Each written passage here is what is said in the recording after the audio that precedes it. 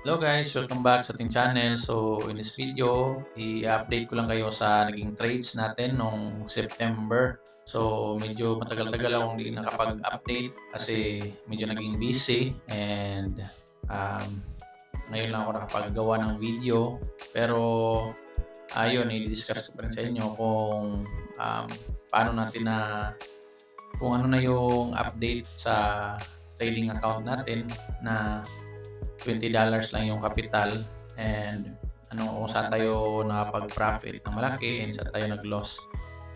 So sa nakikita nyo, ito yung trading journal natin and then sa nakikita nyo guys is nakapag-gain tayo ng 100% nung September. So yun, napaganda ng result na to kasi in 1 month is na-double natin yung pera natin from $53 nung August.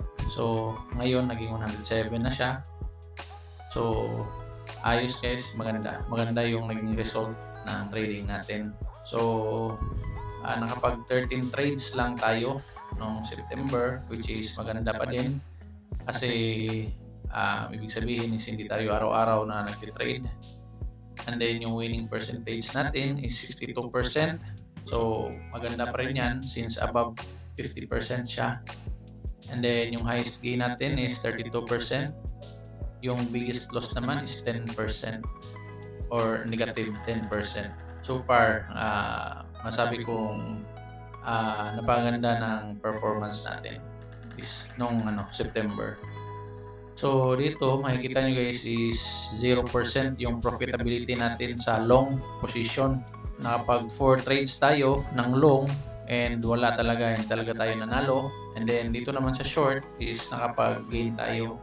Yung winning percentage natin sa short position is 89% with 9 trades. Napaganda ng performance natin sa pag-short. So dito makikita natin na mas profitable talaga yung pag-short natin kisa sa paglulong. So, ito yung kagandahan ng pag-journal guys kasi nakikita natin na kung saan ba tayo kung saan ba tayo mas profitable. So, ang mangyayari niyan is doon tayo magpo-focus talaga doon sa pag-short kisa doon sa paglulong.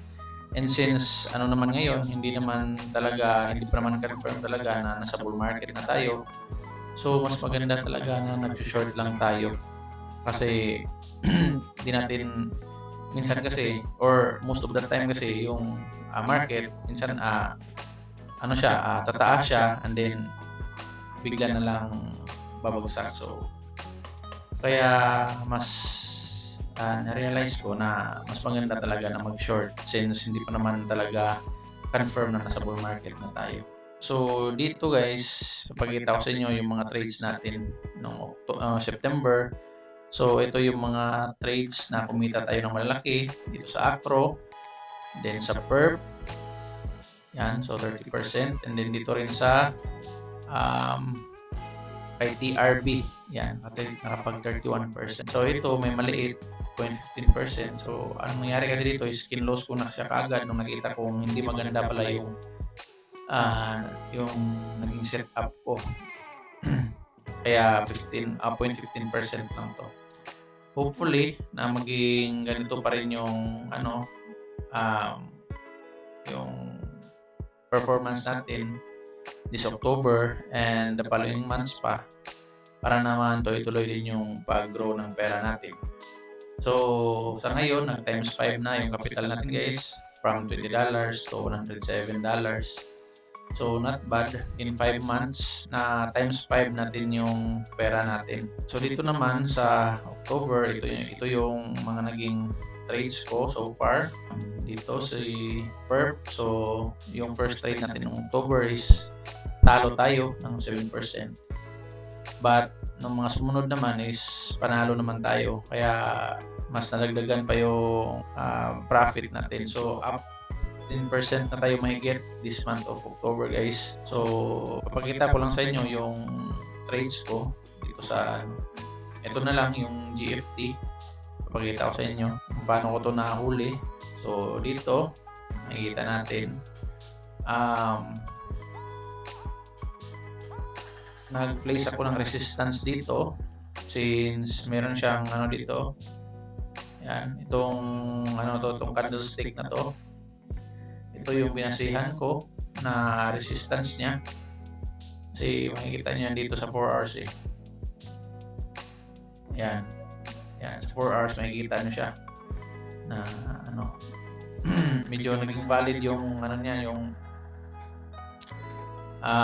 resistance niya dito. And then isa pa, grabe na yung pag-extend ng RSI niya dito. So from, tingnan niyo, bearish divergence siya simula pa lang dito. So yan, so makikita natin ano na talaga siya, makikita natin na babagsak talaga siya. Kaya tinimingan lang natin kung saan yung magandang mag-place ng position.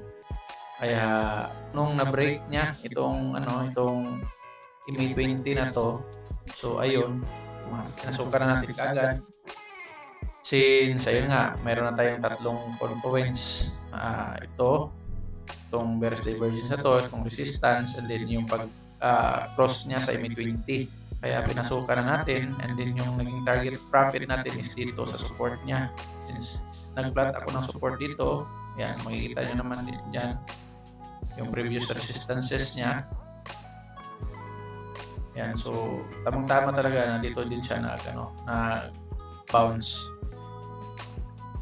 So nakapag-profit tayo ng ano dito, 25% all in all. Kasi ang nangyari kasi diyan, kaya dalawang beses ako nag-trade dito is medyo napagpag kasi ako dito kasi yun nga, bumaliktad siya sa itong candlestick na 'to.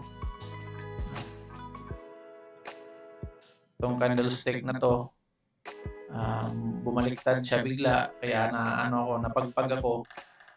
Kaya kinlose ko yung position. But then nakita ko na hindi naman niya na-break yung previous resistance niya. Itong resistance na 'to, itong line na 'to. Kaya pinasukan ko siya ulit. Kaya ayun, nakapag-gain ulit tayo. So, yun. Thank you sa panonood, guys. Kung nagustuhan niyo itong video na 'to, please like and subscribe. Ingat and God bless.